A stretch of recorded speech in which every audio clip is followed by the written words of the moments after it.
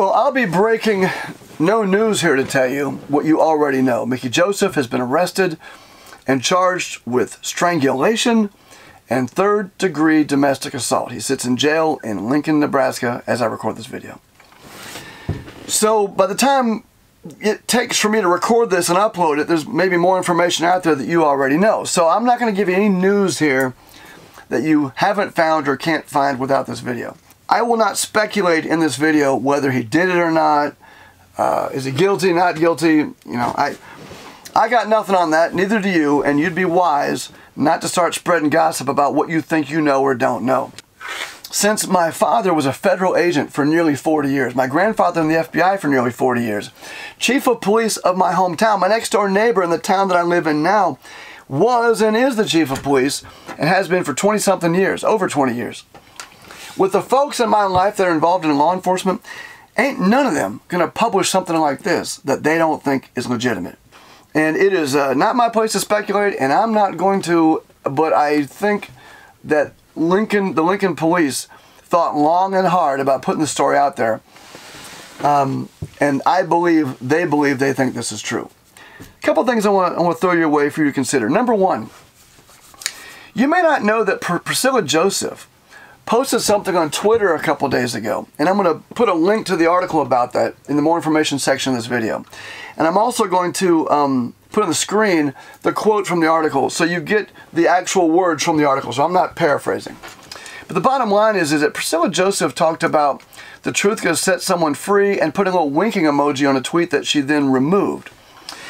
Now, this may be nothing, it may be innocuous, it may be part of a larger story, but what it leads me to conclude is this. None of us really know what's going on in the personal lives of the people that we're talking about here on YouTube or Facebook or Twitter or wherever we're talking about it. We talk about things like it's ping pong, you know, verbal ping pong. I say something, someone says something back. We go back and forth. But in the verbal ping pong, the ball is someone's life. And in this case, we don't know whether Mickey did what he's accused of. Here's what we know. Something happened where somebody else said he did something, and whatever that situation is dysfunctional. There's something going on that we don't know. In the case of Mickey Joseph, well, we really don't know what was going on in his life. We know the public persona, but we have no idea. Which leads me to my next point.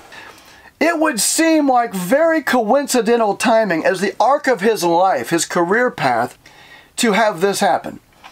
I believe that if it's true, or even if it's not true, someone involved is feeling the pressures of what it was like to be the interim head coach at Nebraska for the last couple months here, and having half of a state think you ought to pack your bags and leave, another half want you to take the job.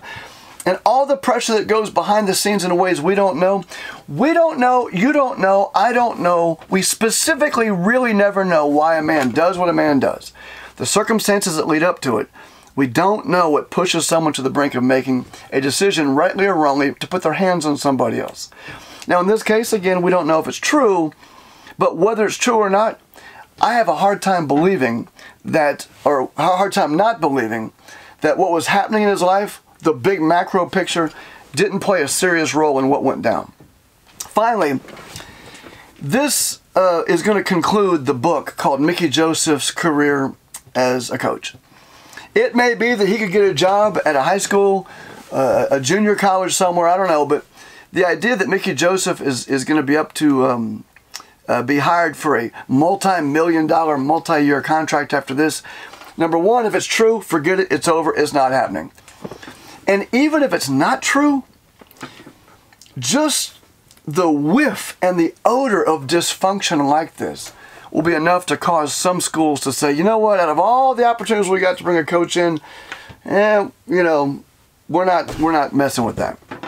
It is a sad, astonishing set of circumstances that when I began to record a video today, this is anecdotal and side note, sort of the end of this video here. As I began to record this video, I was going to talk about the opportunities Mickey Joseph had, either at Tulsa or Tulane, or back at Nebraska. I had a whole video planned on all the opportunities before him.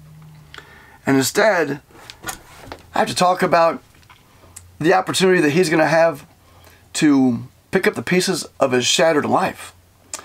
Because Mickey Joseph, the head coach, is in our rearview mirror. Mickey Joseph, the man, he needs to be in our thoughts and our prayers. Not just for him, but for his family and everyone, that there would be a great healing in his life, and that financially, coaching, all that, yeah, those things are important. But my thoughts, number one, now on Mickey Joseph as the man, not the coach. And it is in his honor that I'm going to ask all of you to keep him and his family in your thoughts and prayers now and moving forward.